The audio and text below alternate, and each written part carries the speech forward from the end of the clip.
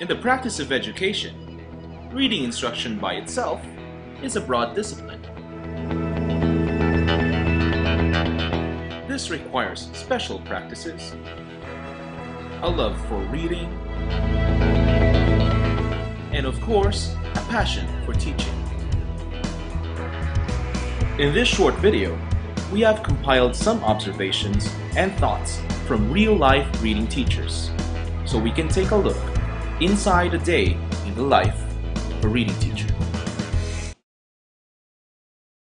It is here at the University of the Philippines Integrated School that we decided to do our observations. And we have quite a few. First of all, that every day requires a lot of preparation. From games, to word cards, to presentations, teaching reading to kids must be professionally done. Secondly, the whole classroom has to have a print-rich environment. While this principle certainly has to start at home, everything in the reading classroom is properly labeled.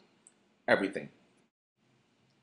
Third, that the teacher herself needs to be a reader. This helps motivate kids to read themselves. And thus, we move on to the interviews. First question. In your opinion, what is the most important principle in teaching reading? One common mistake that teachers usually commit is they teach a story and they make the kids focus on the moral of the story, the moral lesson. Yeah, usually kids, when you ask them, when you read a book after that, it's almost automatic that the kids are looking for the lesson, which actually removes the beauty of literature. It removes the natural aspect of reading, and it becomes very technical. You have this question, you have this answer, and then usually, not usually, some teachers will always focus on literal aspects of the book, like who's the character, what happened, what's the plot. And it's a very formalistic way of teaching it. But of course, you have to remember that you should use this literature to connect with the kids' lives and to ask questions that will make them think. The cliche goes outside the box and beyond that box and beyond where the box is, and just enjoy reading it. And I think so if you're asking me what's the most important principle, the most important principle is to always remember that reading and literature should always be fun. And it's not always about giving the correct answers.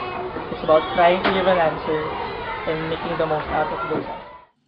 Second question we asked is, what are your favorite books? Okay, my favorite books are actually children's books. So, tamang-tama kasi teacher ako ng mga bata. So, I love the books of Sam. I like, the favorite book is actually Something Special. It's about finding what your talents are. And then, it's very interesting because when I share that story to my class, they're able to relate to it, and then they're also able to share their different I also love Adarna books. They have and Batibot books. They have different values. They share the basic values that the children should learn and should practice as they grow. Third question. How do you share your love for reading to your students? Siguro basically how I share it through modeling. So I have to love what I do. I have to love reading so that I show it to my kids that they should also love reading. And then a lot of books, exposure to books. And siguro when I storytell, kasi nakita yan when you're just reading it or when you're reading it. There's a difference in that. Kapag binabasa mo, ka talaga kinakapuso mo yung binabasa. So, first and foremost, modeling. Like after going to exposure to a lot of books, follow up that. Love reading. And then siguro, I try it also. I read also. And then, a lot of reading sessions. And then, pwedeng one-on-one din siguro. And then, I give them the books that they're interested in. Yung important din na interest. Then, kasi hindi mo pwedeng isulit yung talaga basahin nila and then they love it. Hindi naman nila talaga interest. So, siguro yung basically that's it. Interest, exposure, modeling. And last but not the least, what are some challenges that you face as a reading teacher? So I have two first main challenges, right? First, main challenge is when inside the classroom, sobrang grabe na yung discrepancy or the gap between those who really know how to read and those who can't read so much.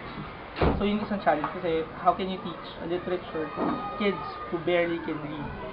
Sorry. How do I cope with that? As much as possible, I stay after class. Kahit man lang magbasa kami, one book every day, lalo na yung mga hirap talaga. At grade 2, you should be, syempre may level of reading na kaya mo na dapat gawin before you step into another level. At minsan may mga naiiwan talaga. So you have to spend more time with them. And, ano bang challenge sa reading? Materials kasi you have to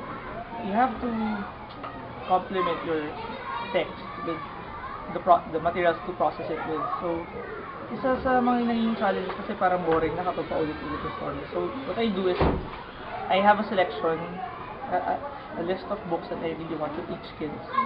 And then, second year ko pa lang naman. So, last year, hindi pare-pareho yung tinuro ko last year to this year. This year, may mga books na pwedeng ginamit ko nung June, pero biglang nilipat ko for a later month. Something like that. So, it's more of, para hindi siya maging routinary, I mix and match. There is, of course, much more discussion when it comes to the teaching of reading. This is a fundamental discipline that educators around the world are building upon every day. In this video, we simply took a snapshot and some things to ponder about as we looked into the day in the life of a reading teacher.